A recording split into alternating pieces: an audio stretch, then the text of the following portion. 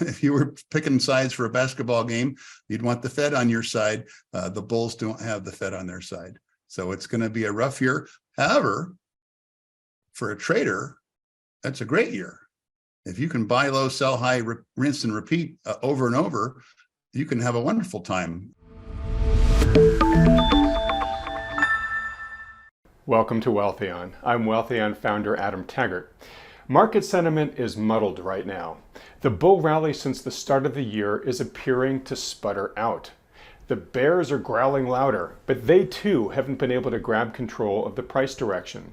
In murky times like these, turning to the data and navigating by what it's telling us is often highly useful, which is why we're fortunate to have one of the best technical analysts in the industry, Tom McClellan, joining us today to share his latest interpretation of the current market action.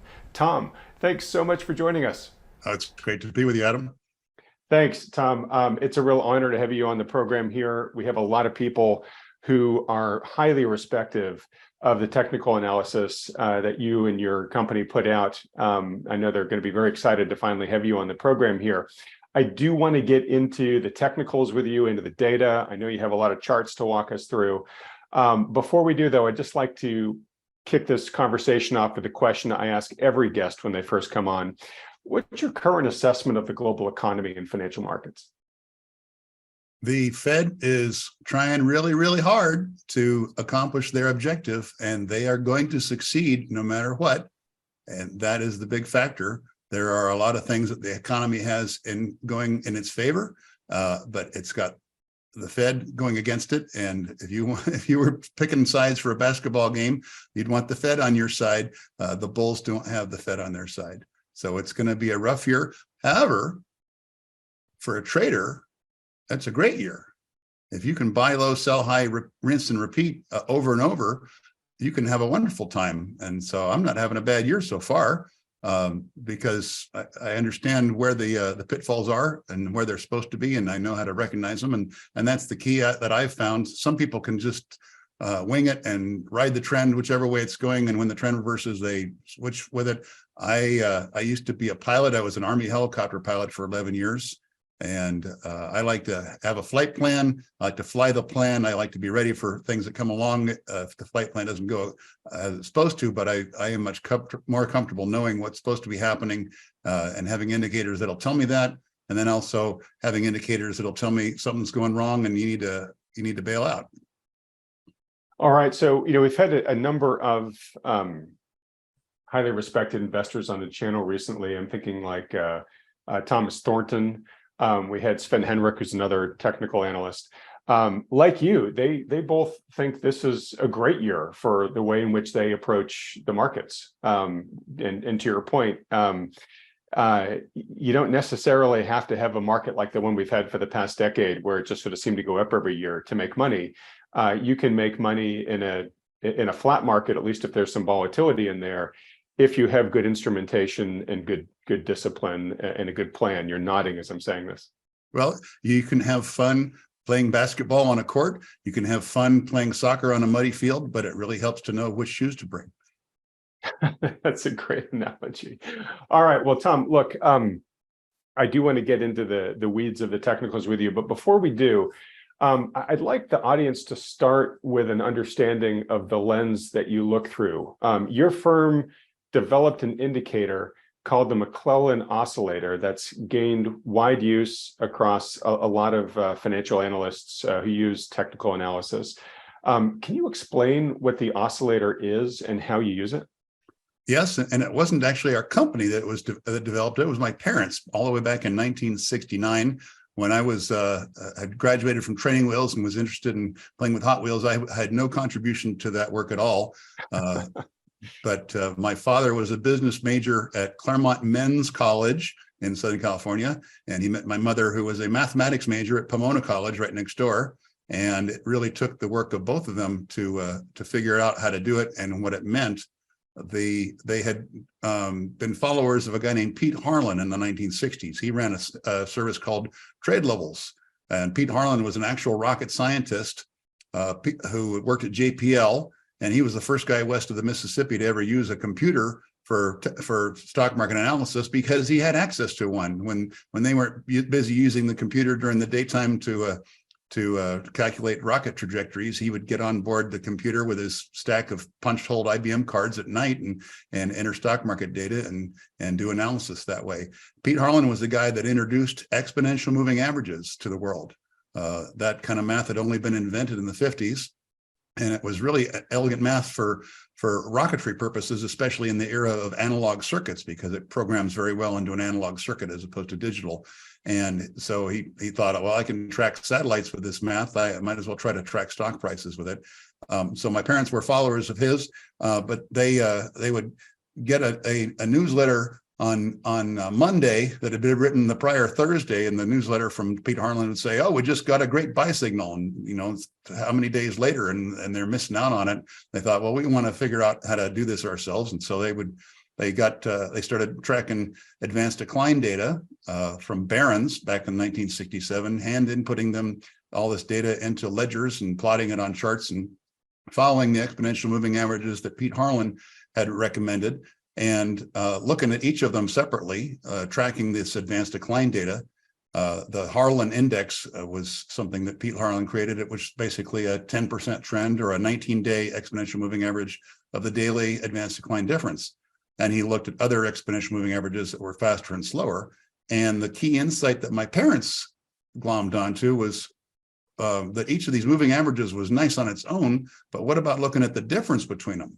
And so the difference between the 10% trend of the daily advanced declines minus the 5% trend is what came to be known later as the McClellan oscillator. And it was a pretty cool tool. It did interesting things that simply using the moving averages did not do. It gave interesting answers. And so back in 1969, they had done the work developing this. And at that time, there was a guy on a local UHF TV station in LA named Gene Morgan on KWHY TV in Los Angeles. It was the original business channel, a predecessor to FNN, which was led to CNBC, predecessor to everybody. KWHY invented the ticker that would scroll at the bottom of the screen, and they would do daily stock market analysis. And Gene Morgan had a show called Charting the Market. He would come on a half an hour after the close every day with paper charts and a pointer to look at what was happening in each of the charts, because that's how you did it in 1969. And he one day put out a call, said, "Hey, if anybody's got an interesting tool or indicator, let me know and we'll maybe have you on." So my dad called him up and said, "Hey, I've got this thing that's kind of interesting." And he came on Gene Morgan's show, and my dad's kind of shy, he's a rather introverted guy, but he figured out how to get on TV, and people in LA really liked this new tool that my dad brought on and showed on Gene Morgan's show. And Gene Morgan made it a regular part of his show every day, all the way up until 1995 when he finally ended the show. And he had to have what he named the McClellan oscillator because he had to have a way to refer to it.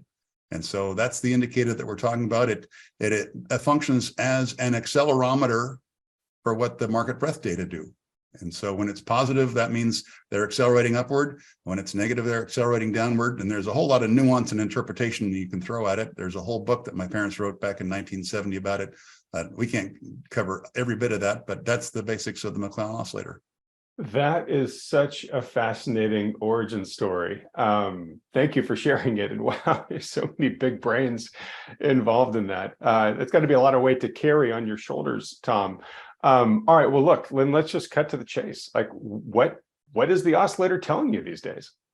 Well, the oscillator is a confirming indicator. It does have some predictive abilities, and it's not the main predictor that we use, but it's a great for confirming that what we hoped was going to happen is happening, or no, something else is different that's happening, and you ought to pay attention to that.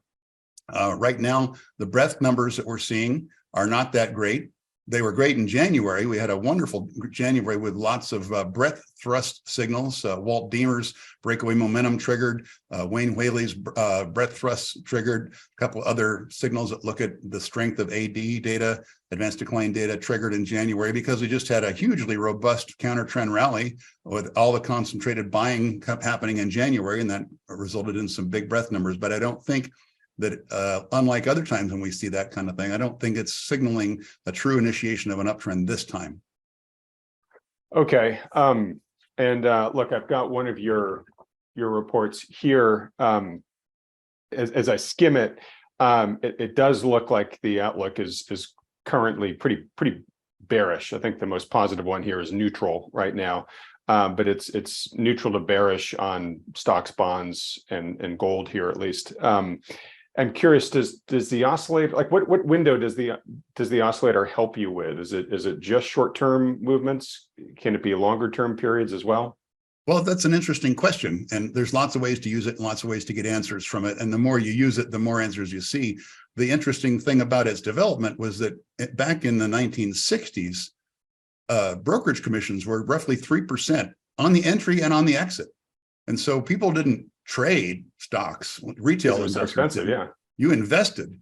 But what my father had noticed was that probably 2 or 3 times a year, there was a great opportunity where if you basically bought the low, what you would do is you would get a much higher dividend yield on your investment. So he wanted a way to find, where are those 2 or 3 times a year that you really want to be buying those things? Not trading every day or every week, because you couldn't do that effectively in the 1960s. And so it's useful for that when it shows you a really oversold extreme, which it is showing us a modestly oversold extreme right now, but not in a way that interferes with the continuation of the downtrend. All right, fascinating. All right, well, look, I know you put some slides together, and maybe now is the time to sort of dive into them to see your general view on what all the data is telling you, and then we'll maybe talk about kind of what that means for the average investor here. I also do want to ask a question. Maybe I'll let you determine whether to answer it now before the charts or afterwards, which is, you talked about the Fed being the LeBron James on the basketball court, right? How much does the macro figure into your analysis when you package everything together versus just looking at what the data is telling you? It factors a lot and more because the big macro players are, number one, the Fed, and number two, all the banks that the Fed works for. And when those two are in opposition, you can have an interesting time. But when they are working together, and they are working together this year, it has an even more powerful effect. And so I think that the global macro, and especially the U.S. macro, because we are such a big part of the global financial markets. So you can, if you want to know what any country is going to do, you can pretty much look at the U.S. and what it's going to do, and the other countries are going to tag along. It's very big, and we like to get the answers ahead of time. And there are a lot of tools that we've found in having a newsletter for the last 28 years that give us good answers. And so I thought your viewers would like to see a few of those that we use. Great. So I'm sure they do, and we'll get to that in 1 second, but now we got to ask a follow-up question since you gave such an interesting answer. So the Fed is basically taking liquidity out of the bathtub, right? It's aggressively hiking rates, and it is doing now QT, right? When you say the banks are on the same team as the Fed right now, are you basically referring to the fact that they are increasing credit standards, and therefore that is slowing liquidity into the system as well? Or are you talking about something else? That's part of it. They are responding to their deposits versus lending. They're responding to what interest rates are doing. They're responding to what the Fed is doing. They're responding to what they think the Fed is going to do. They're responding to a bunch of different things. But we try to look at the whole river of liquidity and see what it is doing. And it's not going to be a good time until about October of this year. Okay, and that's because you think liquidity is going to continue to contract until at least then? Liquidity really matters. It won't contract in a straight line. There'll be some ripples, and that's where the fun is playing the game of buying low and selling high to catch what the ripples are doing. And there's going to be some ripples, but there's going to be also some major turning points this year that I brought some charts to discuss. Then let's go through. I'm going to bite my tongue because I have a couple more questions on that, but maybe you'll answer them here in the charts. Hopefully you're seeing my screen and we can get started. I see it just fine. All right. Well, somebody said that the number one rule of persuasion is attention. And so I like to start with a little bit of humor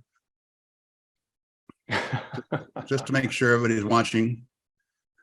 And the next little bit of humor I got from the late Ian McAvity. He was a great stock market analyst for many years who wrote a newsletter called Deliberations. And this was one of the slides that he liked to use in his PowerPoint presentations. It says, "How's your day going?" Now, is that supposed to be a parable for today's investors? Are they driving the convertible right now? Well, and yeah, and if you look at the convertible, everything looks great. Everything looks fine if you're not forward looking. And so if you're looking at the economy in the rearview mirror and GDP is growing and unemployment is low, everything looks fine. You have to be forward looking to to avoid trouble in this market. What's supposed to be happening right now is that we're supposed to be in a huge bull market because we are in the third year of a presidential term. And the third year is nearly always an up year. You have to go back to 1939, which coincidentally was the last time there was a major invasion in Eastern Europe when the Wehrmacht was marching through Poland in 1939. That was a bad year for the stock market. 1931 was the third year. It was also a bad year. But generally speaking, when you don't have a condition like that, the third year of a presidential term is an up year. I synthesize this. Other people have done this. I call it the presidential cycle pattern. I just chop up the stock market into 4-year chunks of time and average them together. And the first 2 years are generally flat and sideways. And that's kind of what we had in the current presidential term. We're now in the third year. And I count these years as starting on November 1st, because that's when the election is. And it's a little bit of a misnomer to call it the presidential cycle pattern, because that seems to give a lot of credit to whoever's president for whatever happens. And that's misplaced because the president doesn't have very many levers of power in terms of the economy. But the way that the stock market behaves in relationship to the political calendar matters. And so that's why the 4-year cycle gets called the presidential cycle pattern. So we're supposed to have this big, huge bull market in the third year. It's supposed to be straight up at this time of year. A little weak spot in February, like we have just seen, and then we get back to trending higher. I don't think that's going to work out this way this time because of the constellation of macro forces that are aligned against the stock market. And when it comes to the stock market, it's important to note that liquidity is real important. So if you want to know what liquidity is doing, you don't look at the big cap stocks. You look at the canaries in the coal mine. And the best one of those that I've found lately is looking at what high yield bonds are doing. This is an advanced decline line for corporate high yield bonds as ranked by the rating agencies and as tracked by FINRA. They publish this data every day. And the advanced decline line is a cumulative total of all previous numbers for the daily advances and the daily declines. And so if you have more advances than declines one day, the line will go up. If you have more declines than advances, then it'll go down. Generally speaking, these high yield bonds behave a whole lot like the stock market, more so than like treasury bonds. And so, but they are terribly subject to liquidity forces. These are the marginal investments that are hardly worth investing in unless you really want to take a risk. And sometimes that can work out great, but when liquidity starts to dry up, these are the ones that get taken out behind the barn first and slaughtered. And so when these guys are doing badly, that's a sign of trouble coming that's going to come around and bite the big cap stocks. We've just recently seen this advanced decline line was acting strong to start the year, but it has fallen below a key moving average, the 5% trend or the 39-day exponential moving average, fallen below its rising bottoms line, which the S&P 500 has not done yet. It's saying liquidity is weak and there are problems. That's fascinating. So that's basically, you're just saying, an important canary in the coal mine here. Yes, they are starting to suffer before you're seeing the big suffering in the big caps. And when it comes to the stock market, you know, you mentioned I'm a technical analyst. I'm proud of that. I like to say that there are only two fundamentals that matter. Number one, how much money is there? And number two, how much does that money want to be invested? You or I might have an opinion, and we might participate in an opinion poll or a survey of individual investors like the AAII, or of money managers like the NAMES survey. But it really only, your vote only matters based on how much money you have to back it up. So that's why I say, how much does that money want to be invested? Tom, one question on that. So at the end of the day, does what matter most is the absolute number or absolute quantity of money that is moving in or moving out at any given time? Yes, and that's a terribly difficult thing to measure. because there are no units of it. But there's no units for you can't have a liquidometer. All you can, just like you can't see the wind, all you can see is what the wind does. And liquidity is the same way. We have ways to measure money, but they are imperfect, but the principle still works. And even if money's flowing out, if everybody wants to be bullish and they're pouring what little bit of money they have into the market can go up for a while, but eventually the lack of money starts to matter. So it's the confluence of these two factors. You change either one of them for a little bit and the market will move. And one of the ways that we measure money supply is with the different monetary aggregates. I like to watch M2, which is a combination. I won't get into a whole class of what M2 is involved with. M2 has actually been shrinking at the fastest rate that has ever happened in the history of monetary aggregates, which we have reliable data for back to 1959.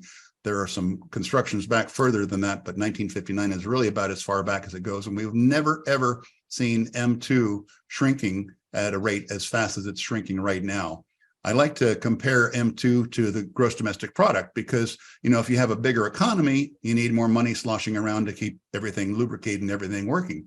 But if you have a constant M2 versus GDP, then you generally don't have inflationary problems and you have a more stable condition. When you get a big surge in this M2 to GDP ratio, it typically results in a big price response in the stock market about a year later. I want you to notice in this chart that this red line, the M2 to GDP ratio, it's shifted forward by 12 months. So it's giving us a 1 year leading indication of what the money push is doing to stock prices. Now, big upward surges tend to matter more than declining periods. And so when we set a big upward surge, it started in 2008, when they were responding to the great financial crisis. A year later, in 2009, that had a big price response. This biggest ever huge surge that we've ever had in history came about because the Fed panicked over COVID and they started throwing money in like crazy, and we had a huge price response. 2021 was a great year. So was 2020 because of all that money that the Fed was throwing in. Now they're clawing it back. And we're waiting for that 1 year lag time to go by, and GDP has still kept growing. So the ratio of M2 to GDP is falling even faster. And we're coming up to the March 2022 inflection point, which in March 2023, after the 1 year lag, says we start to have this as the governing condition for money supply. Interesting. And you've said here that in the past, drawdowns don't seem to impact as much as the surges do, but we've never had a drawdown of this magnitude before. Right. And the drawdowns matter. We had a slight decline in this ratio back in 2017-18, which led to some volatility in 2018 and 19 for the stock market. We saw the same thing in the mid 2000s. It was declining slightly, and it didn't matter for a while. And then it really mattered a lot when it finally decided to matter. And so you're storing up trouble. You're taking the money away, and the market's still riding high on emotion, but eventually you have to pay that back. The interesting thing about this relationship is that it has not always worked this way. It's only been about the last 20 years that it works with this 1 year lag. If we go back further in time, in the early 80s and 90s, it worked with about a 6-month lag. That's what I'm employing in this chart. And then in the 90s, it broke down completely as it was transitioning to the new relationship. Part of that also was that we changed how money works in the 1990s. Everybody started embracing direct deposit of your paycheck into your checking account. And everybody started embracing debit cards, which weren't a thing in the 1980s. And so you didn't need as much walking around money in order to make everything work, because you could leave it safely in the bank. And so the amount of money supply could shrink in the 1990s, and it didn't disrupt things because of the way that the changing use of money was happening. So it was interesting that it did change. It used to be a 6-month lag. Now it's a 1 year lag. If we go back even farther, it was a coincident relationship in the 60s and 70s. There's no time shift in this chart. And in fact, it was such a strong relationship that brokers in the late 60s and early 70s, they would all gather around their Quotron quote machine, and every week the monetary aggregates would come out because they all wanted to know what the new M1 and M2 numbers were, because that really mattered a lot because it was such a strong coincident relationship. So this is an interesting phenomenon of a relationship that has changed over time. I don't have a full explanation for exactly why it has changed, but we don't always have to explain it in order to observe it and profit from it. The other thing that's not helping the bullish case right now is taxes. This is the S&P 500 on top, and on the bottom is total federal tax receipts divided by GDP. Doing a 12-month trailing total because the taxes come in all the time. And so if you want to look at what the 1 year recent collection of taxes is, this is the best way mathematically to do it. Right now, it's up close to 19%. And going back to the 30s, when Social Security first got it implemented, every time that this measure gets up above 18%, you get an economic recession. Sometimes you get a recession like we had in 2008 and 9 just by getting close. So we're well above that recession threshold. We haven't officially started one yet, but we're fixing to. And it does tend to matter. It may not matter right away. It was very high in the late 1990s, and it was busy killing the internet bubble slowly at first, and then harshly, and it finally did matter. So it can take a while before it starts to matter, but we've never ever had an exception to this rule of getting above 18% and being able to escape a recession. And, there's not many things in economics that you can say work 100% of the time, but this is one of them. Another one is that unemployment is a lagging indicator, and it lags lots of different things. This is a comparison of the University of Michigan Consumer Sentiment Index data, and I've done some adjustments to be able to display it on the chart in a meaningful way. I'm comparing it to the unemployment rate. What I did was I inverted the scaling on the University of Michigan data, so it's upside down scaling, and I shifted it forward by 10 months to reveal how unemployment lags changes in consumer confidence by about 10 months. We are a little bit overdue for an upturn in the unemployment rate based on when the inflection point was in the consumer sentiment data. You'll notice in this chart that the consumer sentiment data is a lot noisier than the unemployment data, and that's just a fact of life, and we just have to deal with it. It's been that way since the University of Michigan's first started doing this in the mid-50s. And so sometimes you'll get a spike that doesn't really matter. Other times you get a trend change that really does matter. And so that's one of the things that we have to grapple with and know. So unemployment tends to lag changes in consumer sentiment by about 10 months. It lags changes in inflation by about 2 years. This is that same unemployment rate plot compared to the 12-month rate of change in consumer price index. I've shifted that blue line forward 2 years in the chart to reveal how its footsteps get repeated by the unemployment rate. And we all know that the inflation rate spiked up above 8%. Well, you got to wait 2 years for that spike to matter. And we are at the inflection point now. So I'm looking for the next several months to see rising unemployment rate data, which is going to get a whole lot of people excited. It's already getting tech workers in Silicon Valley excited because they know what's happening. As I'm sure you're aware, because that's your neighborhood, isn't it? It is. I do live out in the Bay Area, and we've been following the layoff rolling thunder since middle of last year. So we've been paying quite close attention to it. Well, it's gonna spread, and we're just waiting for that 2 year lag time to go by. And so we're getting the confluence. We have the 10-month leading indication from consumer sentiment. We got a 2 year leading indication from inflation, and now's the time when it's due to matter. We also know that the yield curve tends to matter for the unemployment rate. This chart has no lag time employed. It's a coincident overlay, but every time you get an inverted yield curve, and in this case, I'm using the 10 year minus the 1 year, every time it inverts, you get a rise in employment in the months that follow, every time.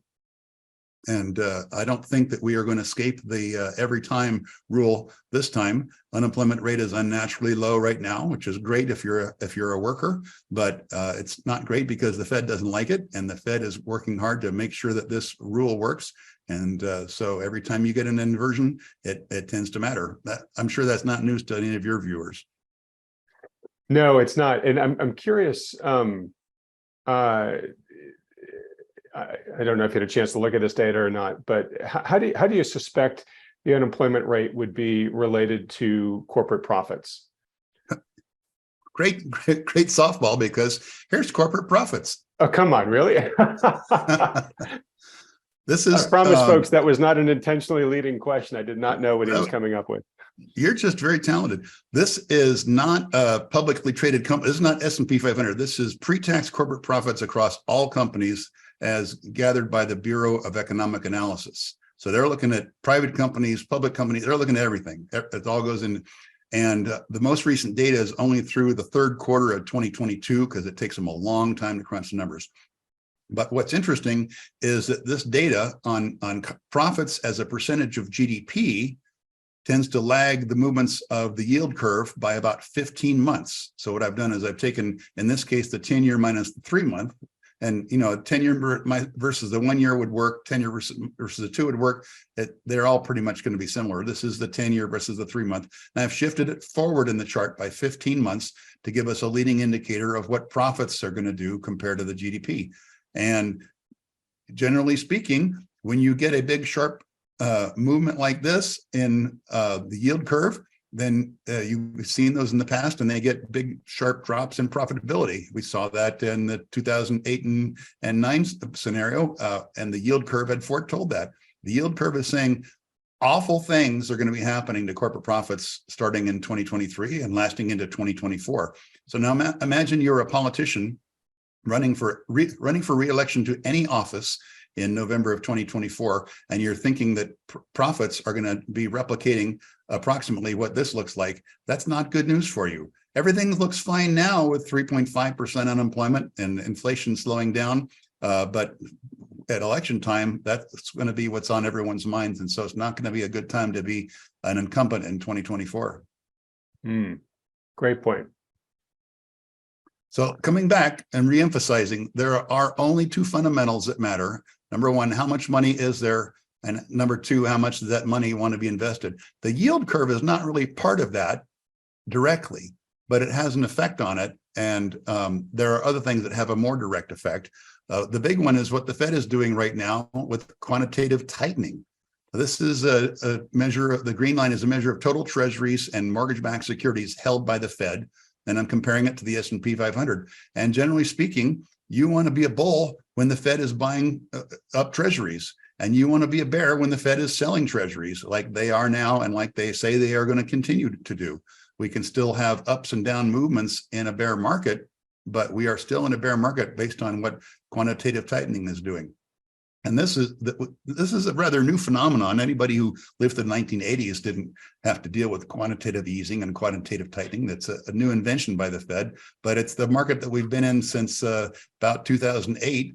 And in fact, the first time that the Fed ever tried quantitative tightening, let's just look at that. This was 2007, 2008, and the Fed thought they had done enough easing of conditions, and they thought, oh, let's pull back some, and so they started selling off treasuries, and that created a huge sucking sound in the banking system and pulled a bunch of money out of banking system, which took a lot of money out of the stock market with bad effects. And they finally realized the error of their ways after the 2008 election. And interestingly, the guy who was the author of this, Tim Geithner, who was the New York Fed president, he got I don't know if it's a promotion or not, but he got a job in the new administration as Treasury Secretary after having ushered in a huge bear market that arguably changed the course of the election in 2008. Here we are in a current chart. We saw that the second round of quantitative tightening in 2008 and 18 and 19 didn't have as bad of an effect as the one in 2008. But it did cause a sideways market. Part of that was that this Fed selling off of their treasuries was balanced to some extent by some tax cuts that got implemented in 2017. There was extra money that was in people's pockets, making up for the money that was coming out of the bond market and going back into the Fed. And so, generally speaking, if the Fed is buying, you want to be a buyer of the stock market. And if the Fed is selling, like they are and continue to be selling, that's a bearish force. We're in the third year of a presidential term, so the market's supposed to be going up. So that's a positive, but the Fed is a big negative, and the Fed is bigger than you are. So it sounds like you're saying the mantra by which the markets have lived by since the global financial crisis of "don't fight the Fed" is still very much in play, which I find so funny that for some reason the markets don't want to live by that when stock prices are going down. They've been fighting the Fed all through 2022 and into the start of 2023. But it seems like the trend is clearly still in play. the lessons are there for us to learn. People who learn from the mistakes of others hopefully don't repeat them, but they can find new and innovative ways to screw up.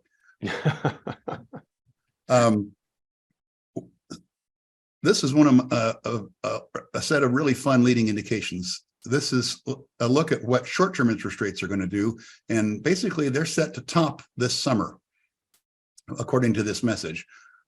What I'm showing here is I'm showing data from the Commitment of Traders report that the CFTC publishes every week. Well, they did publish it. They stopped in January because a major data reporting firm that feeds this data got hacked. And so they haven't given us any new data since the end of January, but they have the hack fixed and they're slowly rolling out the data that they're missing. But this is data on Eurodollar futures. And it looks at the commercial traders, meaning the big banks. What is their net position, measuring how many long positions versus how many short positions? What's their net position? And so then I shift that forward by 10 months to reveal a message for what short-term interest rates are going to do. And it works pretty well. It's pretty noisy data. It's a lot of up and down, and short-term interest rates are not as noisy, but if you can accept some noise, you can still get a good message. It didn't work worth a darn when Bernanke was Fed chairman, because he just wanted to keep zero interest rate policy no matter what was happening. Mm-hmm. And so it didn't pay attention to this message at all. Once he left office and Yellen came in, and Powell, the Fed started listening to market forces and started reacting. This peak was in September of 2022. So that equates to a peak for interest rates in July of 2023, and then a pretty dramatic sharp drop off, equivalent to the big sharp drop-off we had signaled for 2019, which sure enough brought a big drop in interest rates, and then an even bigger drop once COVID hit.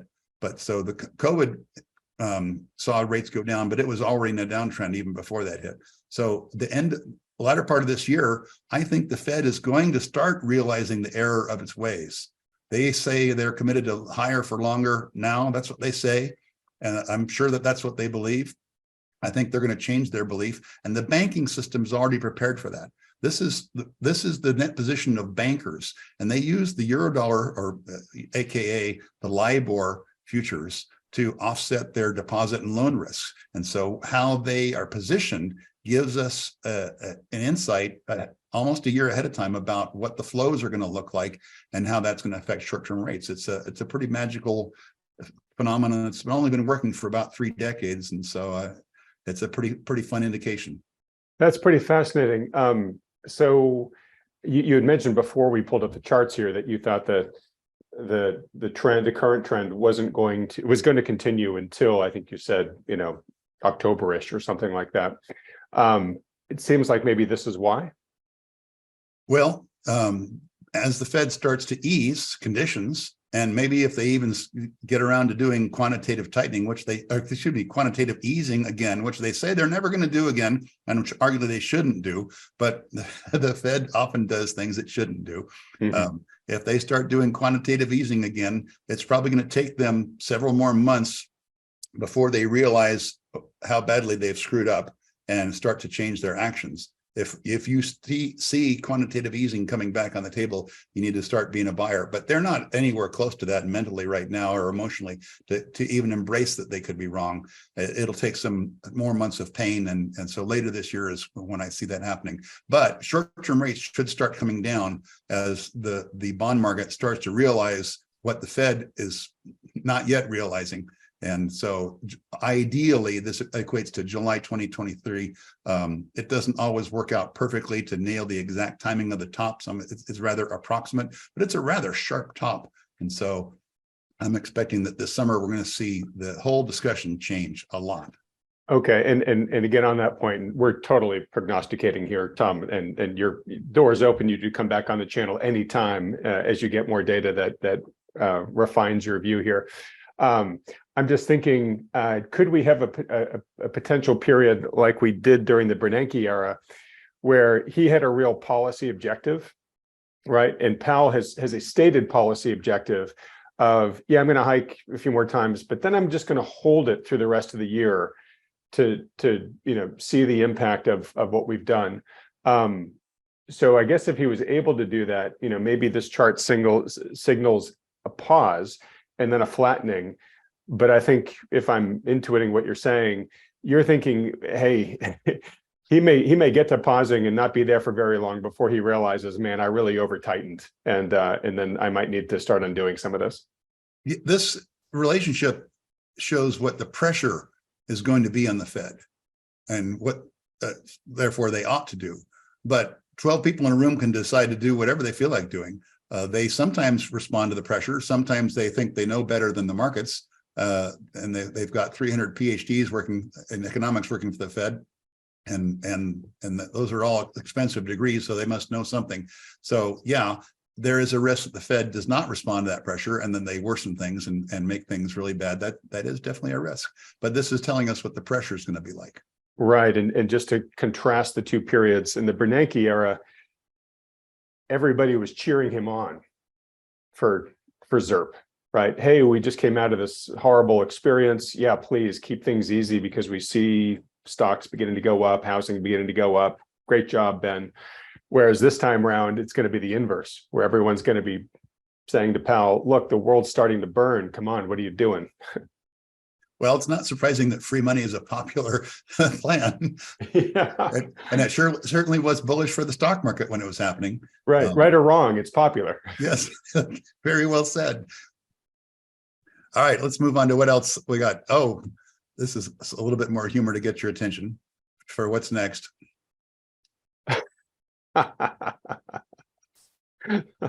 What's next? I just showed what's happening with short-term interest rates, and this is my best model for really long-term interest rates. This is high-grade corporate bond yields going back to the 1700s. The data collected originally by the Foundation for the Study of Cycles, and then I stapled on Moody's AAA data, yield data from 1919 forward.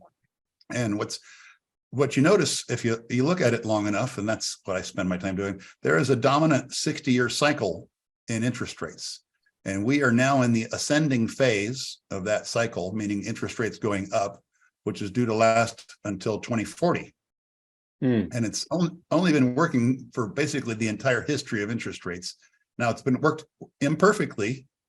You don't always get a turn in interest rates exactly on time. The bottom, for example, was in 1946 instead of 1950 when it was ideally due. But the top came in 1980, the top came in 1920, top came in 1860, or a little bit early. We had a sinking of a bunch of gold on the SS America steamship back in 1857 that disrupted the bond market for a while. You get these important interest rate tops about every 60 years. And we've gone through this long declining interest rate cycle out of the biggest interest rate top ever. And it lasted a little bit longer than it was supposed to.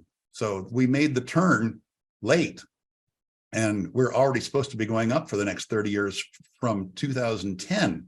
So making the turn late, as we did in 1900, means that you got extra work to do to get the work done in the remaining time that you have. So between now and 2040, everyone can count on higher for longer for long-term interest rates. And I hope you got your mortgage rate locked in the threes while you could, because you're not going to see that again. God, that's fascinating. It explains in some ways why mortgage rates have risen so high so fast, in the past year, because we're making up for lost time here on this cycle. It's a great point about the 3% mortgage rates. You're probably bumming out everybody that does not hold one of those right now. Now you're saying though that you think that the Fed may pivot this year, but it doesn't sound like you think it's going to be able to push long-term rates down in that trajectory again in the short term. Correct, because we're talking about trends of different durations. This is a 60-year cycle. So what the Fed does between now and September isn't going to interrupt the 60-year cycle. It's going to create some noise in this monthly data, but it really won't have a vast effect on long-term interest rates and the trend. Part of what's interesting about studying these things and finding these things is when you can do some cross-disciplinary investigation, it leads to other interesting discoveries. Years ago, I started looking at climate data because I'd heard all sorts of things about global warming, and I wanted to get the answers for myself. I tend to disbelieve experts, especially the ones you hear on TV. That's helped me out a lot as a technical analyst, especially if you get all the experts agreeing when they appear on CNBC, it's time to start thinking the opposite. So I wanted to do my own research into global warming, and turns out there is a dominant 60 to 70 year cycle in a lot of the climate data. And it has a tie-in to interest rates. I didn't bring charts this time. We can discuss it next time. But generally speaking, cooling periods tend to lead to higher inflation and higher interest rates. And we had a big cooling period from about 1940s until the early 1980s. And that coincided with the big rise in interest rates. And we've had a big warming period that's gotten everybody excited and made Al Gore a bunch of money. That has coincided with falling interest rates, because a warming period is good for agriculture, which is therefore good for agricultural prices and thus other prices. And so you get falling inflation rates and falling interest rates during warming periods. We are now in a global cooling phase. The temperatures peaked in about 2015 to 16 with the last big El Nino, and we're in a cooling phase. And sure enough, interest rates are starting to follow that, as they are expected to do until about 2040. That cooling phase should last till about 2035. And not be good for agriculture, not be good for interest rates. We've seen that if you look further back in the proxy data and in the actual data on temperatures, and it matches up well with interest rates. In fact, 1798 was the big peak in interest rates. That coincidentally was when the French Revolution happened, because crops were failing, because it was a big cooling time, and it wasn't great for agriculture in Europe. And so when you have crop failures, that's a great recipe for revolutions and other things. And so 2040 will be a ripe time for that sort of activities. All right. So what I kind of hear you saying here, Tom, is if history is a guide, prepare for 17 more years of sort of systemic stress, right? I would say that, yeah. Not in a straight line, or not. I'm not saying that interest rates have to get up to 15 or 16 or 17% like we saw in 1980, because that was a truly exceptional interest rate spike. But everybody who got used to the 10-year in the 2s and the 3s is going to have to get used to more like 5, 6, 7, like it's been more normally. And that'll be a tough adjustment for a lot of people. Well, it'll be really tough both for people and for companies, because that's a cost of capital that we're just not used to having to deal with for a good while. But also the level of indebtedness and just the debt levels themselves nationally and US households is so much higher than it was, say, the last time we had high interest rates.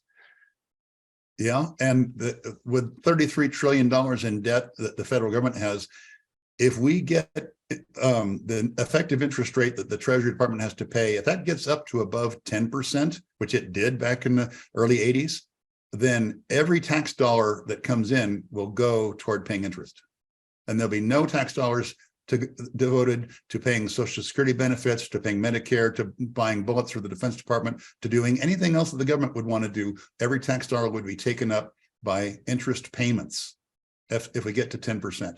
Yeah, so sorry to lay these macro questions over your charts here, but like it is a different world this time around, and not just in the US, and other countries as well. So does this just mean that economic growth is going to be a lot harder to come by over the next 17 years if indeed interest rates follow this upward trajectory from here, because they're just going to be eating more and more of the surplus that could be going to other things? Very much so, in part because of the effects of the cooling phase that we're entering. But that's going to get compounded by demographics, because all of us baby boomers who have been working hard to build the economy and to build technology in Silicon Valley, and we're all going to want to retire all at once, and we're going to want to find somebody to buy, number one, our stock portfolio, and buy number two, our bond portfolio, and number three, buy our McMansion from us so that we can retire in comfort. And there's not enough young people who have enough money to purchase from us all of those assets. And so the values of those assets will have to get repriced to match the supply and the demand. Absolutely. And the cost of capital is higher too, which is going to be depressing that as well. And as you noted, there's not, we've not used to dealing with interest rates this high. All of the people who ever dealt with it when they were working in the 1970s and 80s in business and in economics, all those people have retired. and they have taken that institutional memory away with them. And so the young generation is going to have to learn these lessons the hard way. And there are going to be some who learn it well, and some who think, oh no, this will moderate. It's going to go back to what I know, and they're going to find out that they were wrong. All right. Super fascinating. Sorry to be. Don't shoot the messenger. Yeah, please, folks, don't shoot the messenger here. But I also want to note too, before we get off of this, and by the way, Tom, this has just been a phenomenal series of charts here. The SS Central America that you have there, in 1857, the sinking of it that you said then caused some issues in the economy. One of the most fascinating books I ever read was the book chronicling the discovery of the shipwreck of the Central America. Yeah. It's called The Ship of Gold in the Deep Blue Sea. A fascinating account.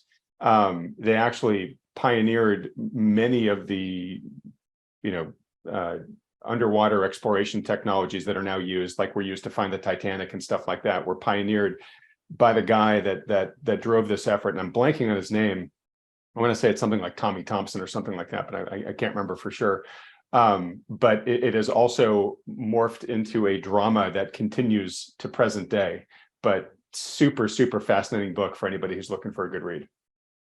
Well, and one last comment about this chart. There are exogenous events, wars most notably, that come along and that bend the interest rate curve. So I have drawn it as a nice orderly sawtooth pattern where it's up for 30, down for 30, up for 30, down for 30. Real life doesn't work that way. There are things that come along which add spikes to the plot, and there will be things that come along between now and 2040 that will change the texture of the uptrend. But the background trend for the next 15 to 20 years is higher interest rates. Okay, fantastic. Well, and if you'll permit me, I'll wrap up by just summarizing. The Fed is screwing up. The Fed always screws up. You just never know exactly which way they're going to screw it up. They are yanking away liquidity. They're trying to fix everything all at once too fast. They don't have a good awareness of what the lag times are and what they do. So the inversion of the yield curve that they are doing to solve inflation now is going to have a bad effect on the economy next year because of the 15-month lag. The stock market is going to suffer from all the Fed's efforts, and so we're not likely to get that bullish third year of a presidential term like we usually get. It could pull it out. There's some, I'm looking at some other banking flows data that I didn't bring today that says bottom for stocks in October and up into the year end. So statistically, the bulls still could pull out a win for the third year late in the year, but it'll be a long grind and a lot of opportunity for a great opportunity for traders this year. Short-term rates should peak this summer, ideally July, but say July-ish. And 2024 is going to be an awful year, going to have a huge depression, a huge political turmoil. I knew before the last election that whoever got elected in 2020 would not win re-election in 2024, just because of seeing the macro and the cycles of what's coming. And so it happens to be that President Biden got elected, and so there's no way that his party is going to win re-election to the White House in 2024 based on because the blame will be placed on them. Exactly. The president doesn't control the economy, can't really influence the economy, but he still gets credit of the blame for the economy. And so that's how it's going to go. All right. I see you use the word depression and not huge recession. Is that intentional? It is. And I've been trying to scurry around and correct the misuse of those words that a lot of people have. A recession is the declining part of a depression. The depression has two phases: the recession, which is the going down, and has the recovery, which is the coming back up. You cannot have a recession that's not part of a depression. These are what the words means. We got away from using those words because of the Great Depression, which was, that name got coined in the 1930s. And that was a period when we had everything was getting named the Great this or that. So we had the Great Bambino, Babe Ruth, we had the Great War, we had the Great White Hope, we had the Great Gatsby. Everything was something the great. And so economists moved away from using the word depression and they started only saying recession, even though a recession is a component of a depression. They started using that because they didn't want to conjure up any images of something as bad as that. But depression is any slowdown, regardless of severity, in economic activity. And it's time that we all get back to using the proper words and what their meaning is. Okay, very well said. Okay, so lots of questions that this chart engenders, and maybe Tom, you can turn off the screen share if this is your last slide, so we can start seeing your face again. Well, I have one more. If anybody wants to find out, get out the pen and jot this down. mcoscillator.com is our website. Lots of free information, including most of these charts in our Learning Center. We have a free weekly chart and focus every week to find out a little bit the indicators we use. And of course, if you want the good stuff, you got to pay. And with that, I'll stop the share, come to our website and take a look. Awesome, great. And when we end the discussion here too, Tom, I'll put those URLs back up on the screen for folks. But okay, so here we now get to the rubber meeting the road. We see that outlook. It definitely looks pretty rough for the next year or two, we'll say, right? You know, you're basically saying, okay, look, the Fed is gonna, we got the Fed on one side of the court, the Bulls on the other. You've already called the game for the Fed, you know, for this year. The Fed then probably wakes up, you know, summerish and says, whoa, wait a second here. We probably really over tightened, feels a lot of pressure. Probably at some point pivots. All those things are not going to be market friendly. You know, I guess when the Fed announces a pivot, some things will move in response to that. But a lot of other things won't still, because conditions will be so rocky. Then maybe we do have a return to stimulus second half of the year going into 2024. But 2024 does not look like a good year economically, we'll say, right? You call it a depression. If the laugh wave continues to build steam from here, it's probably chugging along still in 2024. So it just looks like a rough year. Okay, so how do you as an investor look at how to navigate an outlook like that? You want to understand what the background trend is, and you want to look for opportunities. Our interview with Tom will continue over in part 2, which will be released on this channel tomorrow as soon as we're finished editing it. To be notified when it comes out, subscribe to this channel if you haven't already by clicking on the subscribe button below, as well as the little bell icon right next to it, and be sure to hit the like button too while you're down there. And don't forget that Wealthion's online conference is now less than 1 month away. Lock in the early bird price discount before it expires at midnight on Sunday by registering for it at wealthion.com/conference. And finally, if the challenging market outlook Tom has detailed in this interview has you feeling a little vulnerable about the prospects for your wealth, then consider scheduling a free, no strings attached portfolio review by a financial advisor who can help manage your wealth, keeping in mind the trends, risks, and opportunities Tom has mentioned here. Just go to wealthion.com and we'll help set one up for you. Okay, I'll see you next in part 2 of our interview with Tom McClellan.